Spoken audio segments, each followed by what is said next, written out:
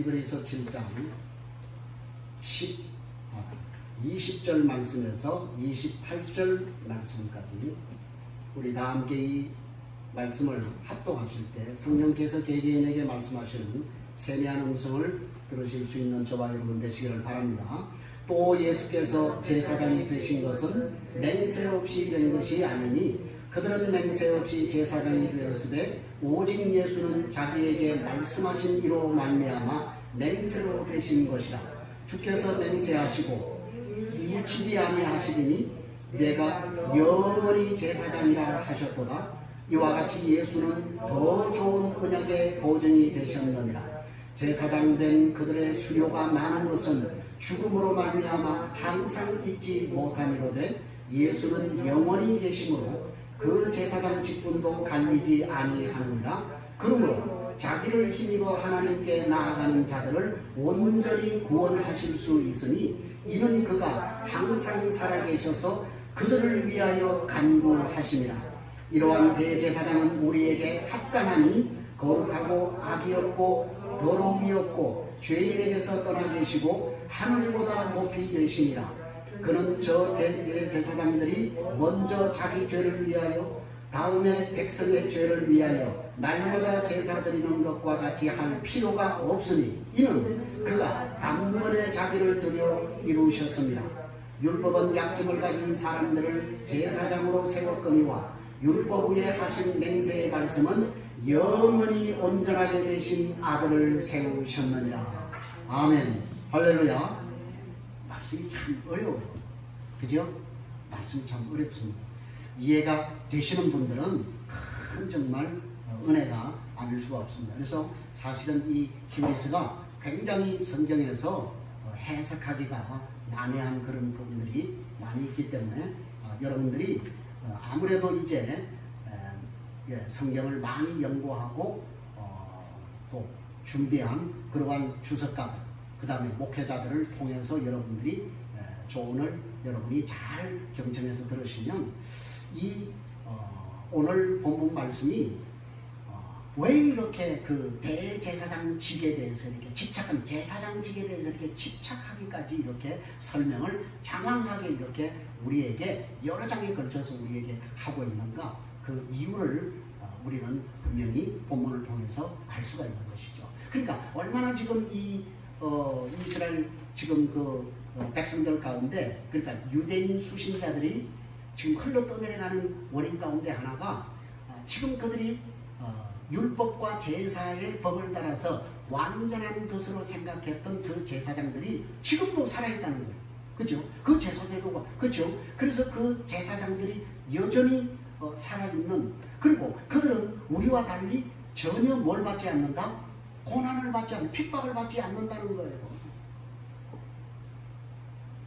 그 율법과 제사의 명령을 따라 그 일을 수행하는 그 지금 유대교의 제사장들은 우리는 지금 이렇게 이러한 그 예수 그리스도를 믿는다고 하는 이유 때문에 이런 엄청난 핍박과 생활고와 이런 엄청난 박해를 받고 있는데 그들은 우리와 전혀 다른 거예요. 그 점에 대해서 굉장히 지금 흔들리고 있는 거예요. 그래서 지금 육체를 따라 난 이 레위 지파의 제사장과 멜기세덱의 반차를 따라 세워진 예수 그리스도가 근본적으로 어떤 부분이 다른 것인가, 그것을 지금 장황하게 계속해서 선지자와 비교를 하고 그 다음에 천사와 비교를 하고 이제 누구와 비교를 하고 있어요? 제사장과 지금 비교를 하고 있는 거예요. 그래서 사실 이 히브리서가 굉장히 그래서 제가 서론에서 여러분에게 말씀드렸지만은 혹시 이 수신자가 제사장 계열이 아닌가, 유대인들 가운데, 그죠? 제사장 지파에 속해 있던 사람들이 이제 그리스도의 복음을 접하고 난 다음에, 그래서 이건 제사장 계열이 아니면은 사실은 좀 이해하기 어려운 그러한 이제 주제들이 너무 많이 나오는 거예요. 그래서 그렇게 주장하는 사람들이 있습니다만은 저는 뭐 그렇게까지는 생각하지 않습니다. 어쨌든 여러분, 이 히브리서 7장은 본격적으로 이 멜기세덱의 반차를 따른 대제사장 그에 대해서 우리에게 얘기를 하는데, 이걸 이렇게 집중적으로 얘기하는 이유는 멜기세덱을 얘기하고자 하는 것이 아니라고 하는 거예요. 그 멜기세덱이라고 하는 제사장을 통해서 지금 누구를 말하고자 하는 거예요? 그렇죠. 그 멜기세덱의 반차를 따라 우리에게 온 영원한 대제사장이신 예수 그리스도에 대해서 얘기를 하고 싶은 거예요. 그래서 그 멜기세덱의 반차를 따른 예수 그리스도가 우리의 대제사장이 되셔서 우리에게 행하신 이 놀라운 구속의 사역, 그걸 우리에게 집중적으로 말씀을 하고 있는 거예요. 그래서 우리가 좀 한번 복습하면은 1절에서 3절에서는 그 멜기세덱이 어떤 사람이었다고요? 살렘의 왕이었고 의의 왕이었고 그는 평강의 왕이었다, 이렇게 얘기를 합니다. 그러면서 신분적으로 멜기세덱은 족보도 없고 또 못 없고요, 아버지도 없고 어머니도 없는 하나님의 아들을 닮은 제사장이다, 이렇게 표현을 하고 있는 것이죠. 자, 그런데 이러한 제사장인 멜기세덱이 전쟁을 하고 돌아오는 아브라함이 전리품 가운데 10분의 1을 누구에게? 멜기세덱에게 바쳤다는 거예요. 드렸다는 거예요. 자원해서 드렸다는 거예요. 아니 멜기세덱, 야, 너 그거 10분의 1 나한테 바쳐, 이렇게 한 것이 아니라는 거예요. 자원해서 그런 얘기를 전혀 하지 않았습니다. 멜기세덱은 전쟁에서 이기고 돌아오는 아브라함을 뭐만 했어요? 축복만 했단 말이에요. 복을 빌었단 말이에요. 그죠? 복을 빌었는데 아브라함이 너무 그 사실에 감격해서 자기의 모든 전리품의 10분의 1을 멜기세덱 왕에게 바쳤다, 이렇게 얘기를 하는 거예요. 그리고 5절에서 10절에서는 이제 그 멜기세덱이 레위 지파 육체를 따라난 제사장과의 차이점이 무엇인가를 지난주에 우리가 19절 말씀까지 해서 우리가 쭉 보지 않았습니까? 그죠? 그래서 거기 말씀을 보면 레위 지파의 제사장들은 어떤 이제 무엇을 따라 난 자들이라고 했습니까? 율법을 따라 난 자들이다. 그럼 멜기세덱 제사장은요, 율법이 아니라는 거예요. 그리고 그들은 또 아브라함의 후손으로 태어났다는 레위 지파는, 레위 지파의 후손, 그죠? 아론 자손의 계열은 전부 육체를 따라난 이 아브라함의 후손으로 태어났고, 그리고 그 아브라함의 후손의 자기의 지파의 형제들에게서 뭘 받았다? 11조를 받았다. 형제들에게서 11조를 받았다라고 얘기를 했고, 그리고 그들은 또 형제들을 축복했다고 얘기를 했습니다. 그리고 그들은 아브라함 이후에, 아브라함 이전에 레위 지파가 일한 것이 아니고 아브라함 이후에 그들은 일을 했다. 그리고 그들은 또 결정적인 것이 무엇입니까? 약점이 많다. 여기서 약점이라고 하는 것은 죄를 얘기하는 거예요. 죄를 짓는다 그 말이에요. 네. 레위 지파의 육체를 따르는 레위 지파의 제사장들은 죄를 짓는다 라고 하는 것을 우리에게 얘기하는 거예요. 그러나 반면 멜기세덱의 제사장은 아브라함의 후손이 아니라고 했습니다.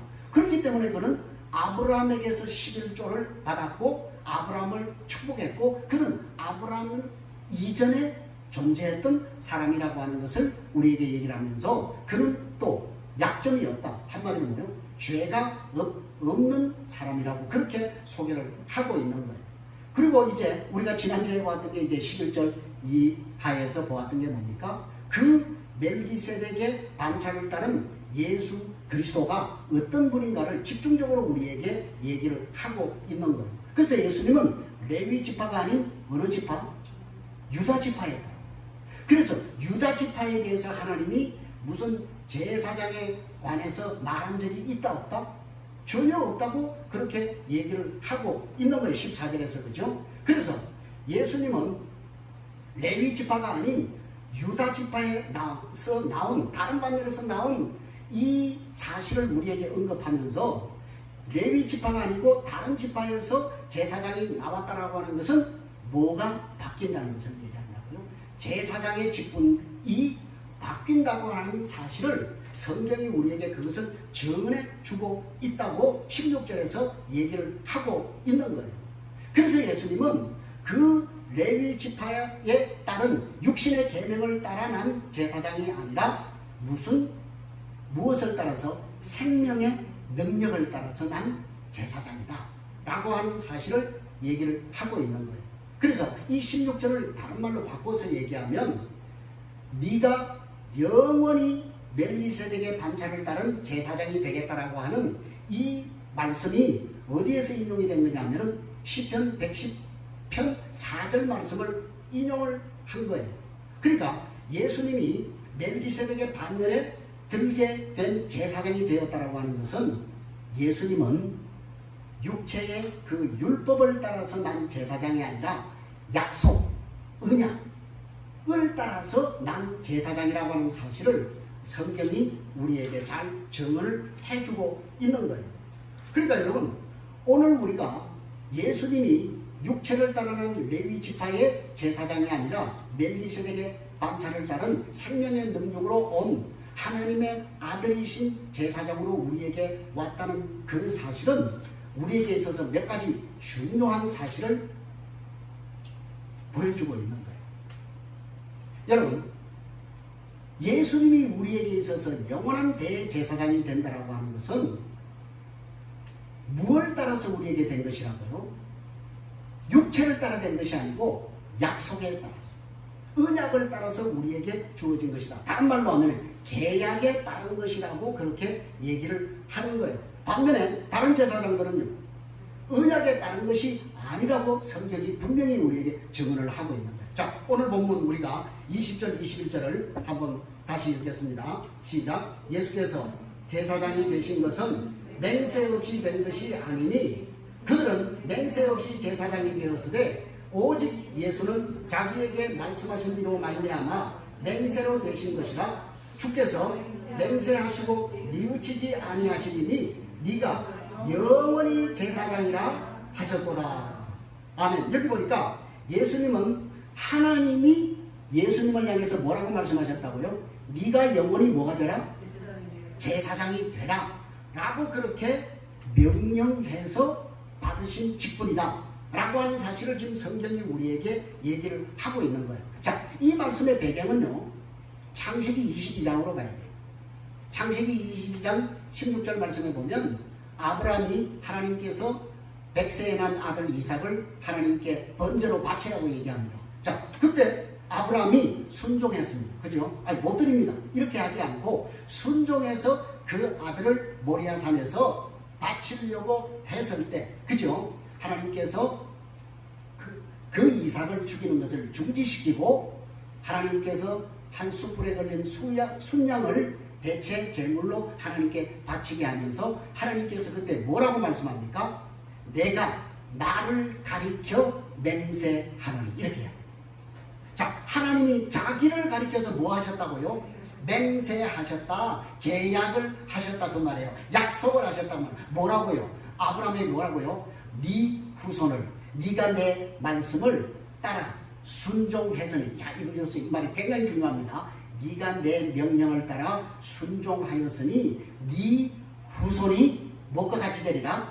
하늘의 별과 같이 바닷가의 모래처럼 많아질 것이다. 이런 자손의 축복을 하나님이 스스로에게 맹세하시면서 아브라함에게 약속하셨다, 언약하셨다는 말이에요. 자, 그래서 여러분, 오늘 예수님은 아브라함에게 약속해 주신 것보다도 더 좋은 언약의 보증으로 우리의 뭐가 되셨다고요? 영원한 제사장이 되셨다. 영원한 제사장이 되셨다라고 하는 거 다른 말로 표현하면 영원히 제사장이 되신다 라고 그렇게 우리가 다른 말로 표현을 할 수가 있는 겁니다. 자, 여러분, 이 히브리서 7장 21절은 역시 시편 110편 4절 말씀을 인용한 거예요. 시편 110편 4절 말씀은 여러분에게 지난번에 다 설명을 해드렸지 않습니까? 그죠? 자, 예수님은 그러니까 한마디로 여기서 중요하게 우리에게 얘기하는 것은 무엇입니까? 예수님이 우리의 대제사장이 되시는 것은 하나님의 언약, 그 하나님의 약속에 의해서 우리의 영원한 대제사장이 되신다. 여러분, 이게 여러분, 아니 예수님이 우리에게 영원히 계신다는 사실이 뭐가 그렇게 중요합니까? 중요합니까?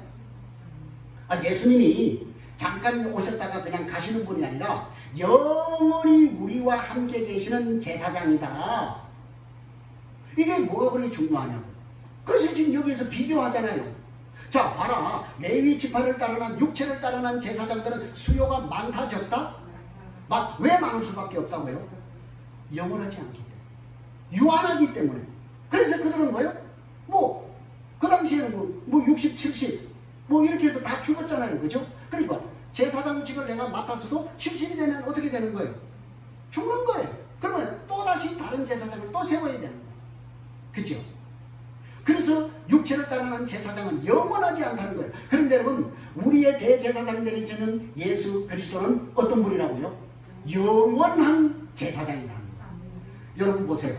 오늘 예수님이 보세요. 그래서 이 육체를 따르는 레위 지파 제사장이 영원하지 않다라고 하는 것은 성경도 우리에게 증언을 하고 있잖아요. 그죠? 그래서 히브리서 9장 27절 말씀에서 히브리서 저자는 뭐라고 얘기합니까? 한 번 죽는 것은 사람에게 정해진 것이요, 그 후에는 심판이 있다. 그래서 여러분, 어떤 영웅 혹을도 태어나면 반드시 뭐요? 죽는다는 거예요. 죽음을 경험할 수밖에 없다는 거예요. 그러나 여러분, 우리에게 있는 영원한 대제사장 되시는 예수 그리스도는 죽으셨어요. 우리 죄를 위해서 우리의 모든 죄를 뒤집어 쓰고 십자가에서 죽으셨어요. 그러나 사망이 그를 가둬 놓으실 수 없는 분이 되셔서 그분은 사망한 지 사흘 만에 다시 그 사망의 문을 깨뜨리고 뭐 하셨어요? 부활하셨어요. 그리고 그분은 뭐 하셨어요? 성천하셨어요. 성천하시면 하나님 우편에 계십니다. 그죠? 그런데 그분이 하늘로 성천하시기 직전에 하늘로 성천하시면서 우리에게 하신 약속의 말씀이 있다니까요. 그게 뭐예요? 마태복음 28장 20절. 김마담 안 띄워? 자, 알죠? 자, 볼지어다. 시작. 볼지어다. 내가 세상 끝날까지 너희와 항상 함께. 별로 감동이 아니 예수님이 세상 끝날까지 여러분과 함께 하신다는데 별로 감동이 안 되는 말이에요. 예? 아니 여러분, 예수님이 세상이 끝날 때까지, 그것은 여러분 여러분의 개인 종말과 함께 우주적인 종말도 포함이 되는 거예요. 우리는 개인의 종말이 있지 않습니까? 그죠? 언젠가는 우린 다 죽잖아요. 이 세상의 종말이 오기 전에 우리는 어떤 면에서도 개인적인 종말이 오잖아요. 그죠? 그런데 내 인생의 개인의 종말이 올 때까지 누가? 예수님이 항상 누구와? 나와 함께 하시겠다. 여러분, 이게 뭐냐면 그것이 바로 예수님이 저와 여러분의 영원한 제사장이 된다는 의미예요. 이게 여러분 얼마나 이게 놀라운 말씀이 아닐 수가 없는 거예요. 그런데 여러분, 이 예수님께서 내가 세상 끝날까지 너희와 항상 함께 있는다고 하는 이 말씀이 언제 구체화, 어떻게 구체화 되셨냐 그 말이에요. 성령이 오시고. 예, 그렇죠. 그렇죠. 성령님이 우리 안에 내주하시면서 우리와 어떻게 하신다고요? 영원히 함께 하시는 거예요. 아니 그 사실이 뭐가 그렇게 중요합니까? 아니에요. 굉장히 중요한 사실이라니까요. 여러분, 우리가 우리의 신앙생활에 있어서 우리의 영혼의 낯을 든든히 예수님에게 내릴 수 있는 이유가 바로 여기에 있는 거예요. 그렇죠? 왜 여러분 여러분의 영혼의 낯을 세상에 아니면 권력에 힘에 어떠한 세상에 힘 있는 자에게 여러분의 영혼의 낯을 내리지 않고 왜 여러분 예수님께 성령님께 우리의 영혼의 낯을 내려야 하는 것입니까? 그분이 우리를 한시도 떠나지 아니하고 우리와 영원히 함께 하십니다. 그렇죠? 아니 여러분, 예수님이 성령님이 세상 끝날까지 나와 함께 계신다고 하는 이 사실이 우리에게 자꾸 지식이 된다. 감정으로 그친다. 아니 이것은 여러분 믿음이 되고 여러분 실상이 되고, 그래서 그것이 실제 여러분의 삶의 체험이 되어야 된다. 그걸 감정하는 거예요.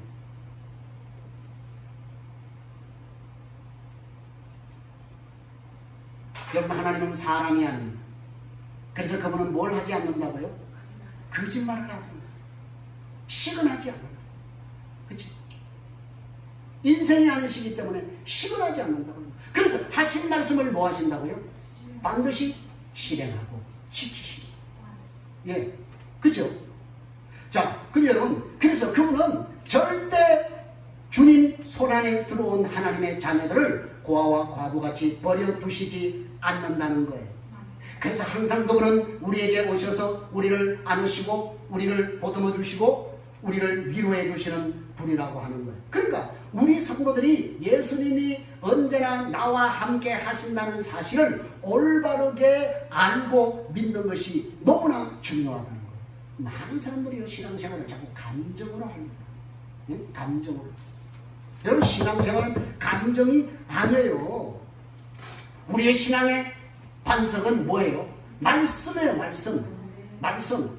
말씀의 반석 위에 여러분의 영혼의 닻을 놓아야 된다 그 말이에요. 여러분, 말씀이, 성령이 여러분 안에 거처를 정하셨다고 그렇게 말씀하지 않습니까? 그래서 바울이 고린도서 3장 16절에서 뭐라고 합니까? 너희가 성전인 것과 하나님의 성령이 너희 안에 계시는 것을 알지 못하느냐? 우리가 성전인데 우리 성전 안에 누가 계신다고요? 성령이 우리와 함께 계신다고. 너 알지 못하냐? 알지 못하면 그리스도인이 아니라. 그치? 모르니까 못 누리는 거예요. 그쵸? 사랑하는 여러분, 이렇게 예수님이, 성령님이 우리 안에 영원히 함께 계시는 그분을 신뢰하며 우리는 우리의 영혼의 닻을 그분께 놓아야 되는 것입니다. 그럴 때 우리는 우리의 인생의 그 무거운 수고하고 무거운 짐들을 내려놓을 수가 있게 돼요.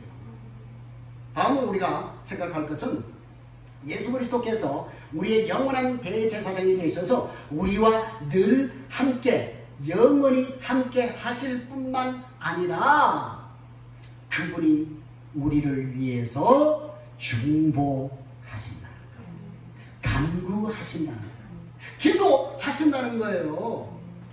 여러분, 예수 그리스도의 이름을 믿고 하나님께 나오는 자들을 그분은 능히 그분의 이름으로 구원하실 수 있을 뿐만 아니라 그 구원받은 하나님의 백성들의 영원한 대제사장이 되셔서 그들을 위해서 친히 뭐 하시는 분이라고요? 간구하시는 분, 기도하시는 분이라고. 그분이 바로 우리가 믿는 대제사장 예수 그리스도라고 하는 거예요.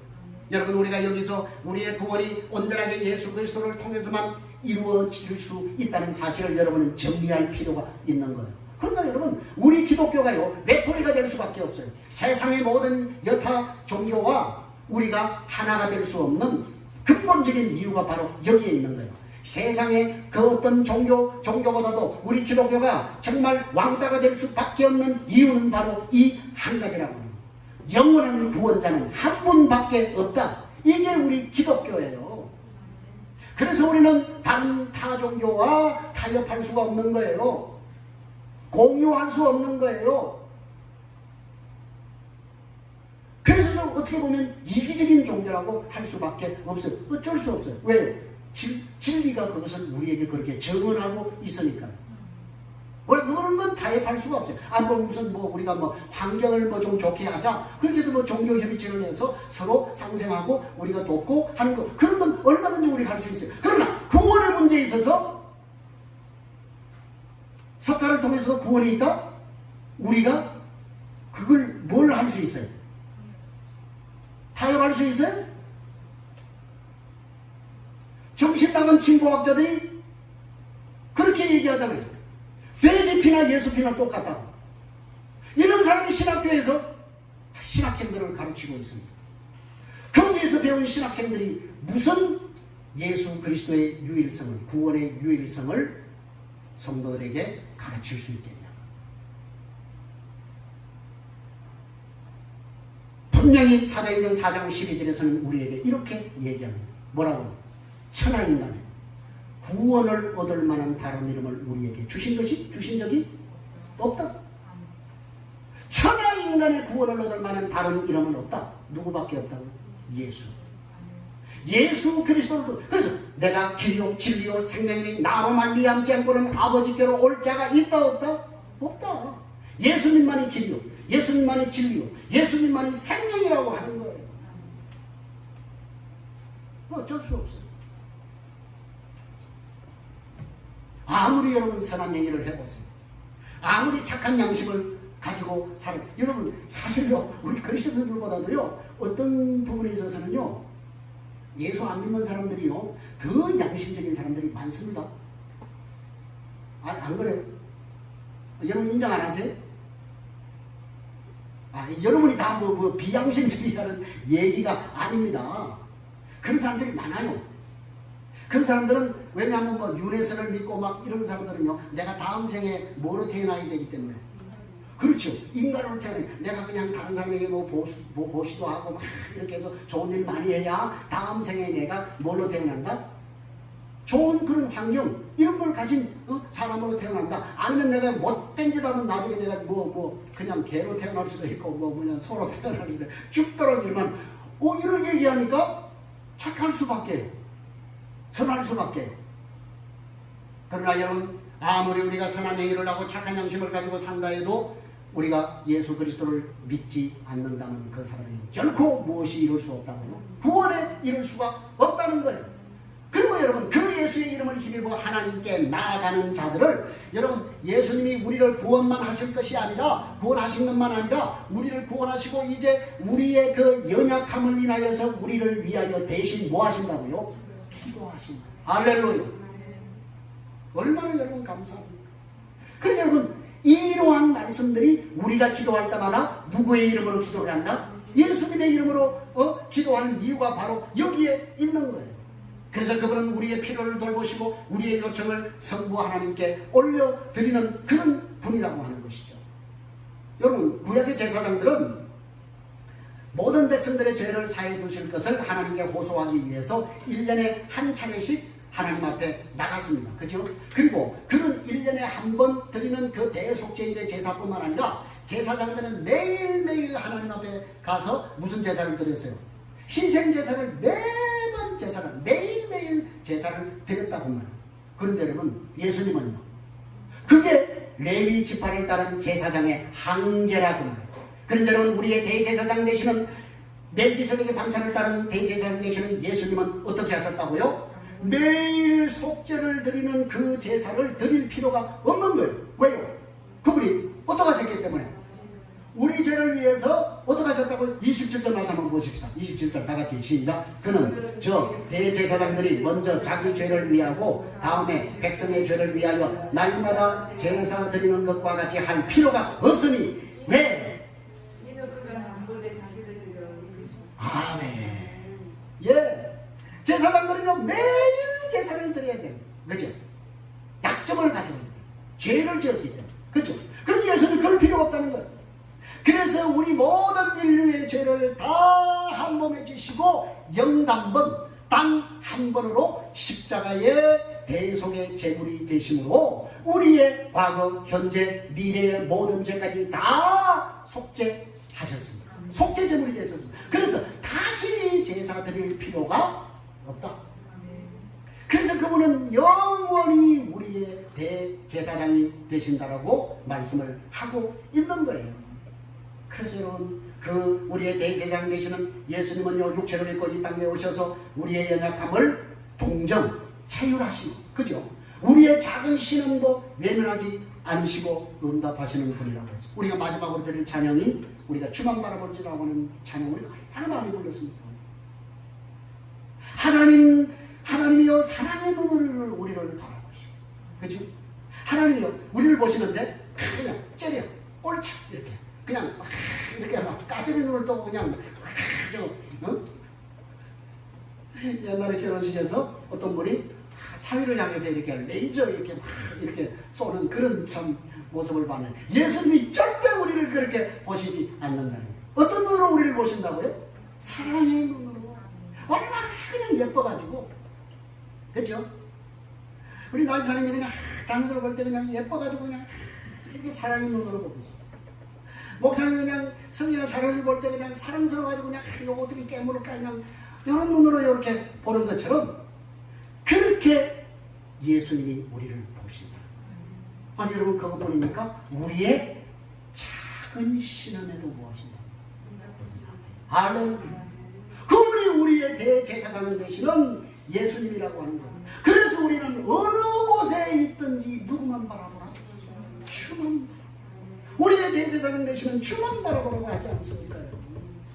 사랑하는 여러분, 왜 그런데 여러분, 그렇게 우리가 찬송은 그렇게 하면서 왜 정작 여러분의 삶에 있어서 여러분이 고난과 시련과 어려운 힘든 일을 경험할 때 여러분 왜 주님을 바라보지 않으십니까? 왜 주님을 향해서 여러분 간구하지 않으십니까? 기도하지 않으십니까? 왜 자꾸 세상에서 위로를 받고 왜 세상에서 자꾸 여러분 보상을 받으려고 그렇게 하십니까?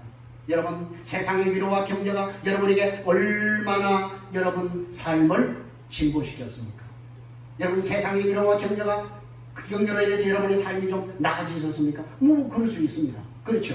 세상적인 것도 우리에게 전혀 필요 없다는 것이 아닙니다. 때로는 필요합니다. 그러나 여러분 우리가 예수님이 아닌 우리의 대제사장이신 예수님이 아닌 세상으로부터 여러분이 위로와 격려를 왕창 받으려고 여러분이 그것에 기대고 할 때 여러분 세상의 위로와 격려는 일시적 참여적 한계가 있다. 그러나 여러분 우리 예수님이 여러분에게 주시는 그 위로와 격려는 영원합니다. 완전합니다. 예. 그래서 우리는 그 예수님이 주신 위로와 안식과 평안을 가리켜서 성경은 뭐라고 얘기합니까? 이것은 세상이 줄 수도 없고 알 수도 그렇죠. 예. 세상이 줄 수도 없는 그 사람, 알 수도 없는 것을. 그러면 여러분의 인생에 힘들고 지칠 때 여러분의 영혼의 닻을 예수 그리스도에게 내리게 될 때 저와 여러분의 영혼이 안식과 평강을 누리게 될 줄로 믿습니다. 왜 여러분 사람들이 우울증에 걸리고 낙심하고 절망하고 좌절해요? 아무도 내 슬픔, 내 아픔, 내 고통 알아주지 않는다고 생각하기 때문에. 그리고 또 뭐예요? 우울증에 걸린 사람을 보면 특징이 뭐예요?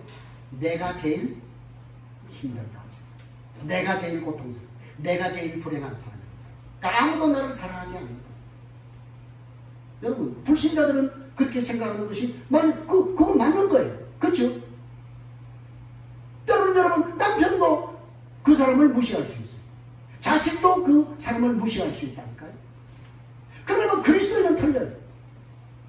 내가 정말 그리스도의 사람이라고 한다면 남편이 나를 무시할 수 있어요. 아내가 나를 무시할 수 있어요. 자식이 나를 무시할 수 있어요. 친구가 나를 무시할 수 있어요. 그러나 여러분을 무시하지 않는 유일한 한 분이 계신다니까요. 그분이 누구예요? 예! 우리의 친구가 되신, 우리의 연약함을 동정하시는 예수님이 계시잖아요. 예.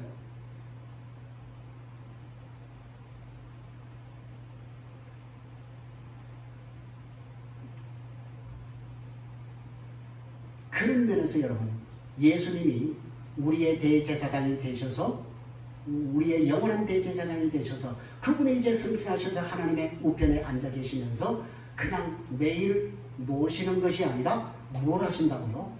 나를 위해 우울증에 걸리고 싶은 제가 이번에 사모님의 충격적인 얘기를 들었어요. 사모님이 설교를 놓고 잠깐 우울증이 올 뻔했다라고 하는 그 얘기를 처음 들었어요. 처음 들었어요. 설교라고 설교 때는 정신이 없어서 그럴 그것도 없어서 샤를 놓고 잠깐 그런 거기 있어요. 제가 충격. 정말 내가 너무 무심해. 지금도 무심하죠. 여러분 그럴 수 있어요.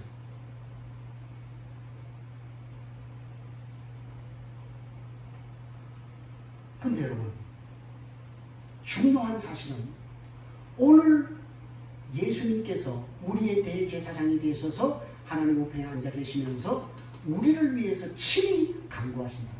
그 여러분 우리가 보세요. 아무리 여러분 우리가 신앙이 그냥 반석에 서 있는 사람도 우리가 때로는 뭐 해질 수 있다? 넘어질 수 있는, 약해질 수 있는. 그렇죠? 그런데 그런 우리를 주님이 뭐 하신다는 거예요? 우리를 위해서 보시고 우리를 대신해서 친히 우리를 위해서 뭐 하신다고요? 간구하신다는 거예요. 자, 여러분 그러니까 그런 분이 내가 그냥 아무리 우울하고 힘들고 고통스러워도 세상 사람들은 그것이 우울증으로 갈 수 있지만 그리스도인이 우울증으로 가지 않을 수 있는 이유는 바로 나는 외톨이가 아니야. 나는 혼자가 아니야. 나는 심지어 내 사랑하는 친구까지도 나를 외면해줄지 몰라도 나는 나를 사랑하시고 날 위해서 자기 목숨도 아끼지 아니하시고 내어주신 예수 그리스도가 계셔. 그렇죠? 그리고 그분이 계시는 것만 아니라 그분이 지금 누구를 위해서? 이렇게 힘들어하는 날 위해서 뭐하고 계신다는 거예요? 기도하고 계신다는 거예요. 여러분, 기도하고 계신다는 것은 하나님이 내가 아파하고 힘들어하는 그 삶의 현장에 주님이 뭐하고 계신다는 거예요? 함께 아파하고 함께 힘들어하고 함께 우시고 함께 고통받고 계신다는 거예요. 보세요. 자, 히브리 7장 24절 25절 다시 읽습니다. 시작. 예수는 영원히 계심으로 그 제사장 직분도 갈리지 아니하느니라. 그러므로 자기를 힘입어 하나님께 나아가는 자들, 이게 우리 그리스도인 얘기하는 거 아니에요? 그렇죠? 그들을 뭐 하실 수 있는 뿐만 아니라 온전히 구원하실 뿐만 아니라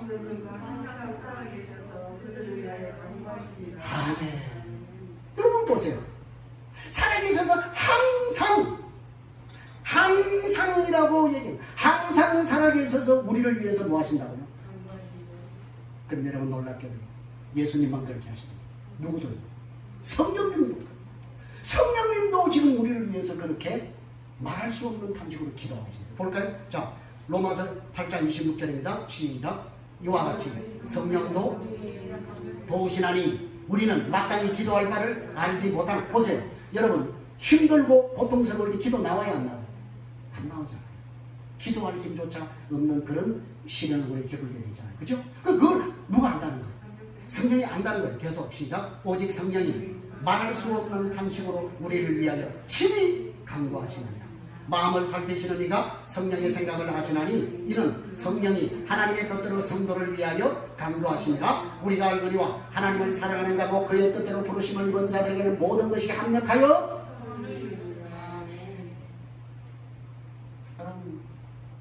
우리가 붙들어야 할 것이 무엇인지 지금 성경이 우리에게 그대로 보여주고 있지 않습니까?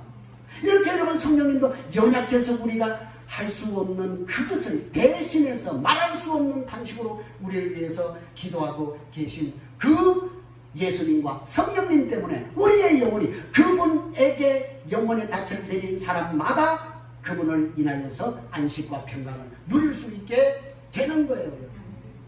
사랑하는 여러분, 오늘 우리를 위해 간구하시는 예수님을 의지해서 예수님만 우리를 위해서 간구하시는 것이 아니라 우리도 그 하나님께 뭐 하라는 거예요? 간구하라는 거예요. 기도하라는 거예요. 여러분, 기도를 잃어버린 여러분, 원래 우리 교회가 기도가 식어졌어요. 자, 여러분, 기도의 생활을 한번 돌아보시기 바랍니다.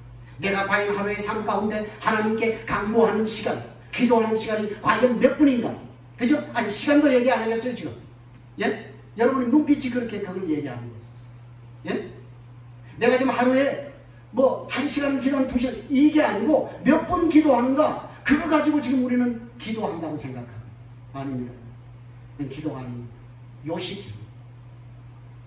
우리가 하나님 앞에 이렇게 우리를 대신해서 기도하고 계시는 주님이 계신데 우리가 그 하나님께 기도하지 않는다라고 하는 것은 직무유기가 아닐 수가 없습니다. 그럼 여러분, 우리는 정말 하나님 앞에 기도하는 습관, 그죠? 예수님이 그렇게 말씀하지 않았습니까? 우리를 위해서 친히 간구하시는 그분을 따라서 우리도 그분에게 나아가서 기도하는, 간구하는 저와 여러분이 되시기를 바랍니다. 마지막으로 세 번째는 우리가 생각할 것은 우리에게 계신 대제사장 예수님은 우리에게 어떤 제사장이라고요? 합당한 제사장. 합당한 제사장. 자, 우리 26절 27절을 읽겠습니다.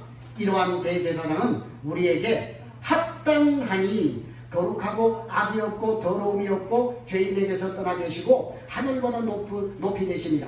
그는 저 대제사장들이 먼저 자기 죄를 위하고 다음에 백성의 죄를 위하여 날마다 제사 드리는 것과 같이 할 필요가 없으니 이는 그가 단번에 자기를 들여 이루셨습니다. 율법은 약점을 가진 사람들을 제사장으로 세웠거니와 율법 위에 하신 맹세의 말씀은 영원히 온전하게 되신 아들을 세우셨느니라. 28절에서 뭐라고 얘기합니까? 율법은 약점을 가진 사람들을 제사장으로 세웠다고 하지요. 자, 그래서 먼저 약점이 있는 자기 자신을 위해서 뭘 해야 돼요?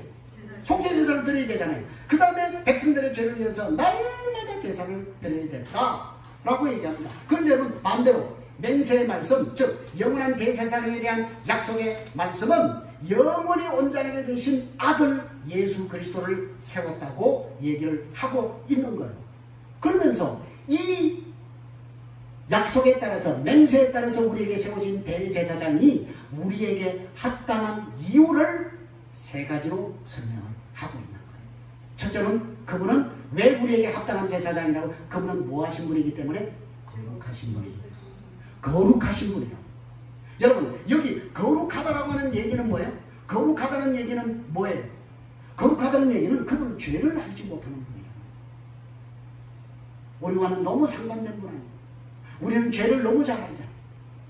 죄를 너무 잘 알 뿐만 아니라 우리는 죄를 너무 밥 먹듯이 그렇게 우리가 너무 쉽게 죄를 짓는데, 그분은 거룩하신 분, 그분은 죄와 전혀 상관이 없는 분이에요. 그래서 그분은 40일 동안 광야에서 금식하며 기도하실 때 시험을 받으셨잖아요. 그죠? 마귀에게 시험을 받으셨는데도 그분은 그 시험을 어떻게 하셨다고요? 이기셨어요. 죄를 짓지 않았어요. 그렇죠? 말씀으로 그것을 이겨내셨다고 말이에요. 그 다음에 여러분, 그분이 우리에게 합당한 제사장인 이유가 뭐라고요? 그분은 뭐가 없다고요? 악과 더러움이 없는 분이라고 했어요. 악이 없고 더러움이 없다라고 하는 얘기를 여러분 한번 생각해 보세요. 여러분, 세상에는요, 참 그 악인이 되는 걸 보면, 악한 사람이 되는 것은 물론 그 사람이 뭐 천성적으로 뭐 그런 것도 뭐 있고 뭐 여러 가지 요인이 있겠습니다만은 환경이 그 사람을 악하게 만드는 경우가 많아요. 그죠? 환경이 어쩔 수 없이 그 사람을 악이 바치도록 그렇게 만들어서 악인이 되는 경우가 많다니까요. 그런데 여러분 보세요. 예수님은요, 그런 환경 속에서도, 그죠? 악인이 될 수밖에 없는, 악을 저지를 수밖에 없는 그런 환경 속에서 예수님은 악을 행했다, 행하지 않았다? 행하지 않았다. 예수님 무고히 당하셨어요. 그죠? 죄가 없는 분이에요. 그런데 얼마나 많은 모해를 했습니까? 그렇죠? 그런데 예수님은 거기에 대해서 한 번도 그들을 뭐 하지 않았다? 정죄하지 않았다는 거예요. 오히려 그들을 뭐라고 하셨다고요? 용서했다. 저들이 알지 못하고 저런 것이니까 아버지여 저들의 죄를 용서해 주십시오 라고 말씀하지 않았습니다. 반면 우리는 어떻습니까? 이사야 53장 6절 말씀해 보니까 뭐라고 얘기합니까? 이사야 선지자가 뭐라고 합니까? 우리는 다 양 같아서 그릇 행하여 각기 제 길로 갔다. 그렇죠? 우리는 그런 존재입니다. 그런데 예수님은 악과 더러움이 전혀 없는 분이라고 말씀했습니다. 그 다음에 마지막으로 세 번째, 그분이 우리에게 합당한 제사장인 이유가 무엇입니까? 그분은 지금 어디 계시죠? 하나님 우편 보좌에 성천하셔서 하나님 우편 보좌에 계신다는 거예요. 그래서 모든 자기를 구원하신 그 하나님의 자녀들을 대표해서 누구에게 강구하고 있다고요? 아버지께 강구하고 계신다고 우리에게 말씀을 하고 있는 것입니다. 사랑하는 성도 여러분, 지금 이 우리 수신자들의 시대에는 율법과 제사제도가 그들을 흘러 떠내려가는 하는 요인이었습니다. 그죠? 그 율법과 제사제도가 그들을 지금 세상으로 흘러 떠내려가게 하고 다시 유대계로 돌아가게 하는 요인이 됐다고 말이에요. 그럼 여러분, 지금 우리는 율법제도가 있어요? 제사제도가 있어요? 제사제도가 있어요? 그런 거 다 없잖아요. 그런데 여러분, 우리가 지금 세상으로 흘러 떠내려가는 요인들이 그 시대보다도 적다? 없다? 적다? 많다? 더 많다. 그죠? 얼마나 우리를 지금 여러분 세상으로 흘러 떠내려가는 요인들이 많은지 몰라요. 어떤 사람은 돈 때문에, 어떤 사람은 상처 때문에, 어떤 사람은 교회에서 자존심이 상했다. 에? 교회에서 자기 자존심이 상했다고 교회를 떠나. 여러분, 그게 교회 떠날 일이에요? 그게 교회 떠날 이유예요? 자기 자존심이 좀 상했다고 그게 진리를 떠날 일이냐고요. 그게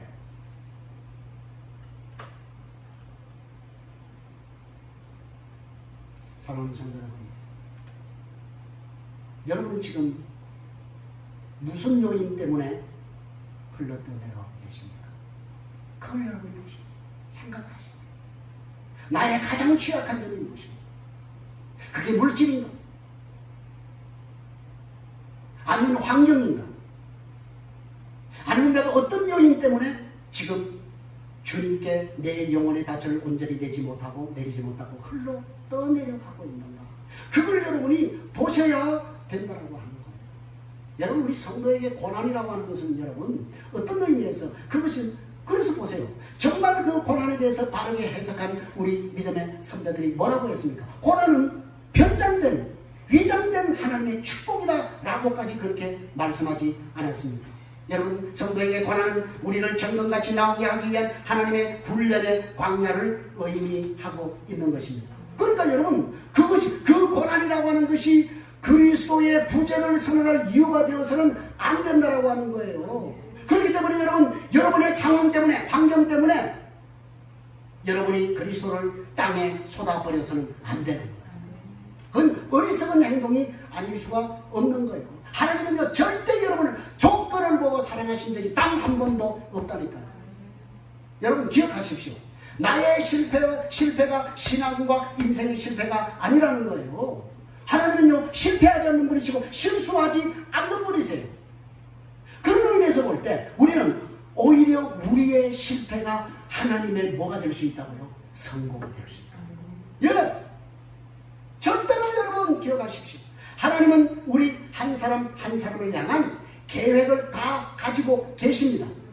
여기에 하나님의 계획에 제외된 사람이 단 한 사람도 없다는 거예요. 그걸 여러분 믿으십시오. 그걸 믿고 여러분 결코 미리 실망하거나 포기하거나 낙심하거나 절망하거나 좌절하지 마십시오. 나를 사랑하시고 나를 위해서 간구하시고 우리 나에게 합당한 대제사장이 되신 그분이 지금 나를 위해서 간구하신다는 이 사실을 여러분이 기억하시면서 그 하나님을 신뢰하고 그분에게 여러분의 영혼의 닻을 내리시기를 바랍니다.